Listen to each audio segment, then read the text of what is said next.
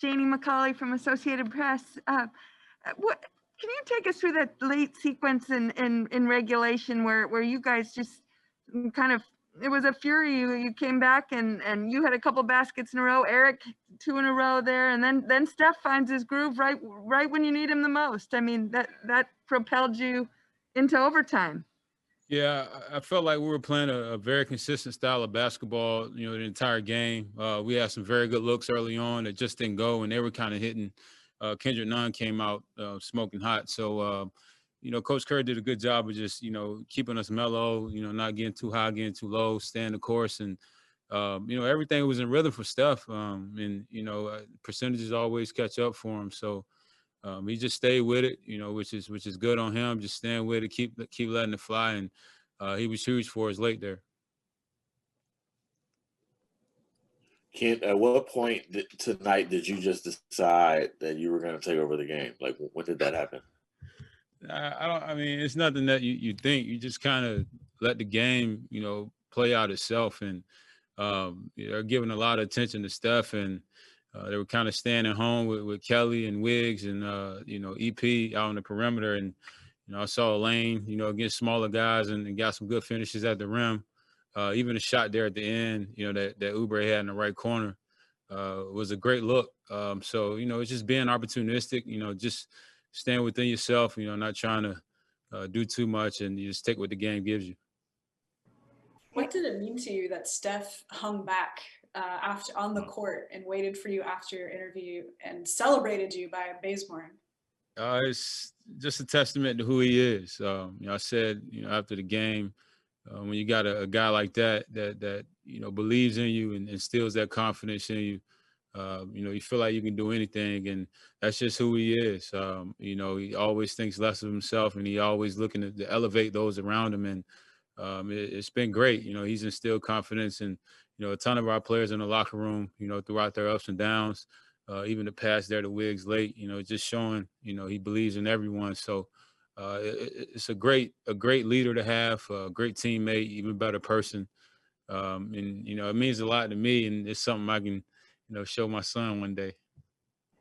Kent, what do you remember from your first stint with the Warriors all those years ago?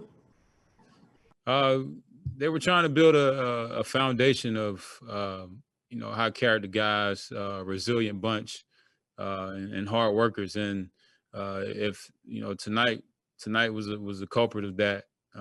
Just back against the wall. Draymond getting scratched there. Right before the game.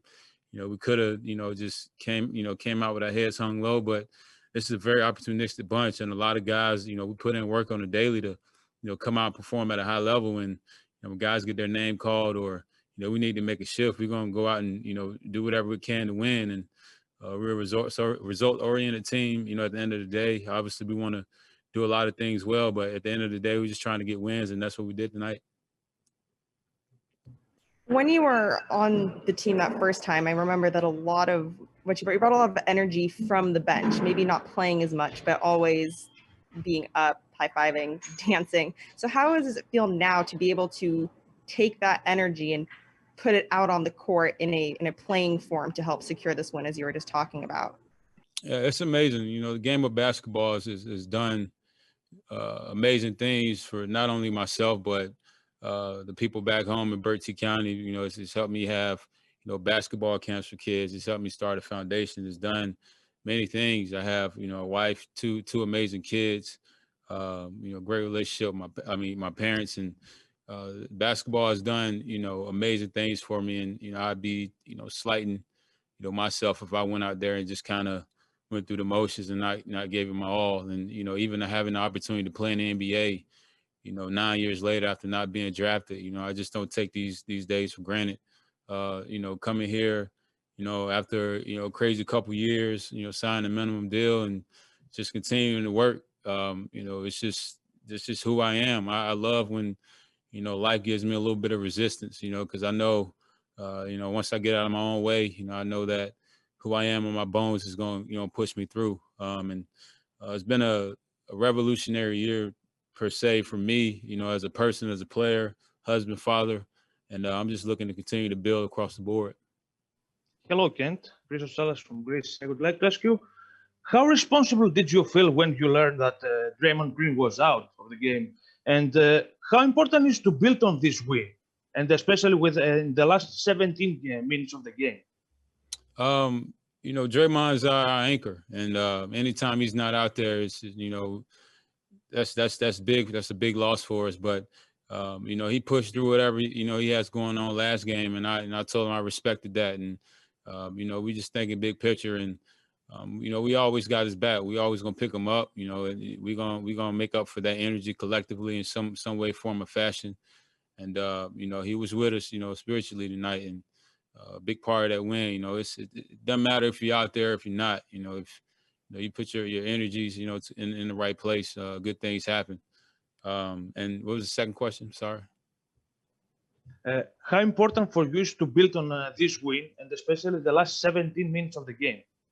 Oh, yeah, like I said, I felt like we were playing a more consistent style of basketball, moving the ball, moving bodies, and you know, guys were getting good shots. I mean, we were getting shots at, you know, all levels all night, and you know, kind of getting what we wanted really, and you know, we just stayed with it, and shots started to fall. You know, our defense has been pretty dang good here late, so you know, if we continue to get stops, you know, we know shots are going to fall as long as we're playing the right way.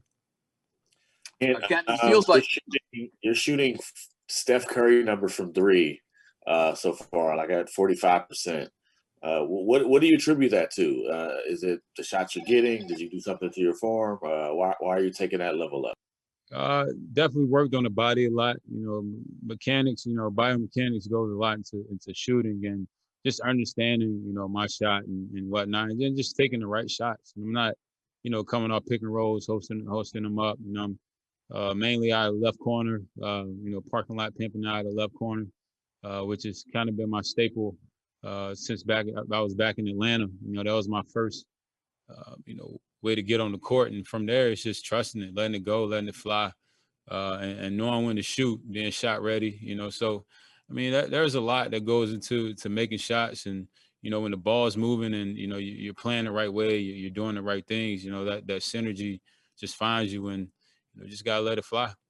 How good do you feel when you see Oubre rising up for an open three over the last month or so? That's good. Like it's crazy because I had my eye on Oubre since he came into the league. You know, he was in DC, I was in Atlanta. You know, came off the bench, lefty energy, a lot of similarities. And you know, every time I would see him, you know, I'd give him a couple words of encouragement. You know, to stay with it and, you know, keep grinding. And you know, now he's turned himself into a very, very good player. And so, you know, it's always an adjustment when you come into a new team. Especially with the expectation of playing for the Golden State Warriors, you know, who've been, you know, dominant over this last decade, per se. So, you know, I knew that one last, and he does so many other things that, you know, that stick out, you know, playing above the rim, offensive rebounding, just bringing the energy. And the 3-pointer is an added bonus because now we spacing the floor. We got all those guys out there letting it fly. And as he learns how to play, you know, in the system, and he's getting more, you know, cuts to the rim. He's doing a lot of things for us. So anytime anyone shoots, I'm standing up, and it's going in my eyes. Hey, just for clarification, did you say you were parking lot pimping in the corner? Yeah, parking lot pimping, baby. I'm over there in the left corner. Okay, sure.